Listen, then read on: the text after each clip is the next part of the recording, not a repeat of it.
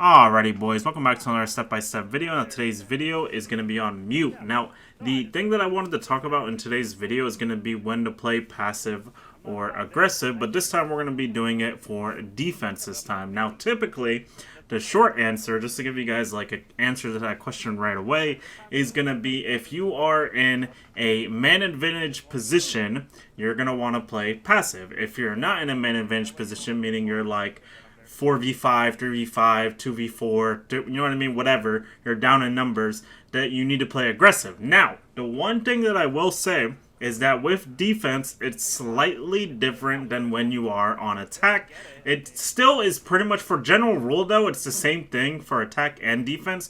However, the one thing I will say is that defense has a lot more win conditions than attack does when it comes to getting aggressive versus passive in man advantage positions. And what I mean by that is that there's a lot of positions where, like, even though if you go down in numbers on defense, sometimes there's various factors at play that could lead to you still being able to win the round even if you're down numbers. A good example of that, and a very easy one to understand, would be like if you were to kill Hard Breacher and then it turns into like a 3v4 position. Like technically you should be losing because of refrags, but like if they can't get open the main wall, that means they might have to funnel through like a doorway or something, and then, you know what I mean, it's just going to be easy free gunfights the whole round, you know? The reason why I say it's easy free gunfights is because the enemy team becomes very predictable. Here's a very easy predictable gunfight that I do for big window here. A lot of times when people repel on the big window, they go on the lower left side of the window, so if you swing aggressively through the master bedroom side, you're going to be able to sometimes get yourself a very easy kill. Now, there is a slight chance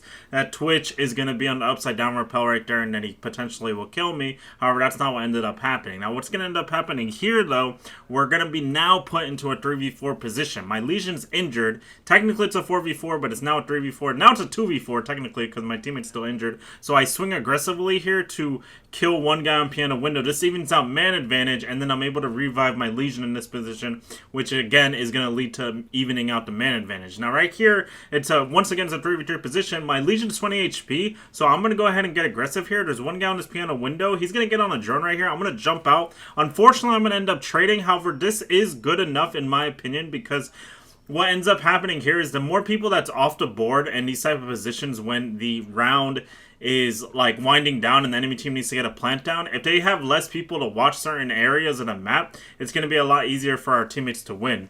Unfortunately for this round, the Legion that I revived sold his body immediately, and then what's going to end up happening here is my teammate, my Goyo, is going to get one pick, but unfortunately he's going to die to this buck walking up the blue staircase. However, I feel like the way that I played that round was borderline perfect for what was happening during the round, because right there, for example, if I played passive in that position, we just immediately lose on the spot. Enemy team walks in, they plant on half wall, it's just GG's easy, no problem from there. They can hold cross from piano window, they can hold cross from piano double, they can hold cross from breach, they can plant default, and it's just all GG. So you have to get aggressive in those man disadvantaged positions. Now, what would have happened if my Legion played passive in that position is that it would have been a 2v2 position, Legion on half wall, my Goyo's piano. Like I said, like you saw in that clip right there, is my Goyo was able to walk through piano there, because like I said, if the enemy team has less people on the board in that position when it's winding down and they have to look for some kind of plant, they're going to essentially go for a play where they are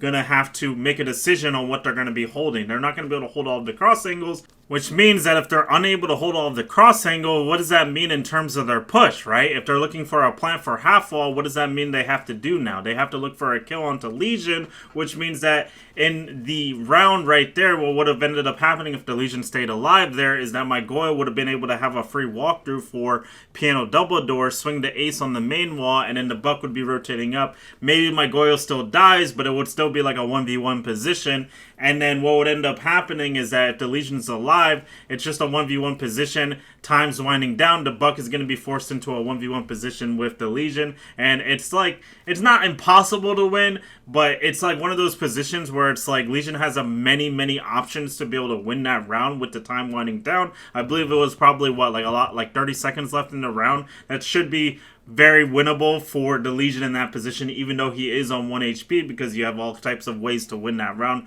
with sound, with no sound, with just challenging on an awkward timing. There's a lot of different ways to go about winning that round. Now next up we're going to be over on Clubhouse here. Now this round it's going to turn into a 2v4 position. I have to get aggressive here, but the enemy team doesn't know I'm in Logi, so I'm able to swing aggressively for these head holes to get myself a free kill for Thermite. And then after I kill Thermite, they know that I'm in Logi, but I still need to get aggressive to even out the min advantage. So I swing again in the hopes that I can kill another person. I end up killing the Grim, which is fantastic. That puts us into a 2v2 position, which is great because now all I have to do realistically in this position is just chill, figure out what the enemy team is going to be doing for their push. And what's going to end up happening here is the enemy team is going to try to walk up main stairs on a crouch walk play to try to look for a kill onto me. I'm going to get a call out from one of my teammates. I'm going to try to pre-fire him here, but unfortunately I'm not going to land a shot. And then what's going to end up happening here is I get audio for someone in con. I'm going to go ahead and crouch peek it, get myself a free little head top on one guy inside a con. He was unaware of my presence, so I got a free kill. And then the last guy, since the sledge was unable to kill me, he rotates Jim to try to kill my Mira. But I'm going to go ahead and swing through con, which I just opened up by killing that last guy, the Osa. And we're going to go ahead and swing aggressively with our teammate, because in that position, it makes more sense for me to swing aggressively with my teammate instead of playing time. Yes, I could have played time in that position. However, it makes more sense to play with my teammate there because it's going to be basically unwinnable for that sledge in that position if we both are taking a gunfight with him actively.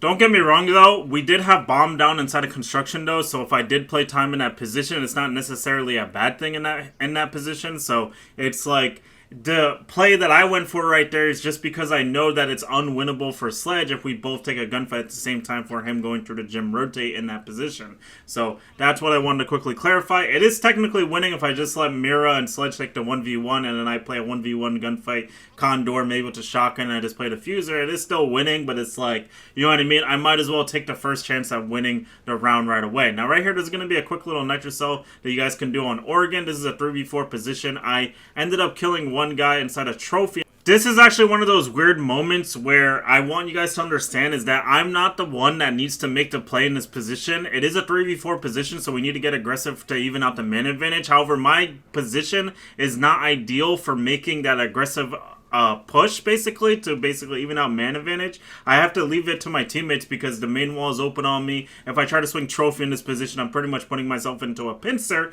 So what I need to focus on here is just making sure that nobody can just walk in for the default plant, because if I allow that, it's going to be GG's. Now right here, somebody is going to end up trying to go to my attic window, which means that now I need to focus on my attic window here. I have to leave the trophy breach walk into my teammates. Luckily for me, this guy on attic window is going to go ahead and he's going to fumble a little bit. He's going to try to play a little pixel angle on the window here. I'm going to hear him on the window here, which is actually going to open up a play for me to swing aggressively to get myself a very easy kill onto him in this position. Now it's a 3v2 position. One of my other teammates got a kill for trophy doorway in this position. So now what we need to do is we got to play past him. Now, it's important to note that the last two guys in this position, one is trophy doorway, one was white stairs. My doc actually flanked white stairs, so we get a free kill right there. And then the last guy, the Ash, is on trophy doorway. Right here, I'm going to take awkward timing while the Ash is fighting my doc, and I'm going to swing aggressively to collect myself an easy kill to secure the round.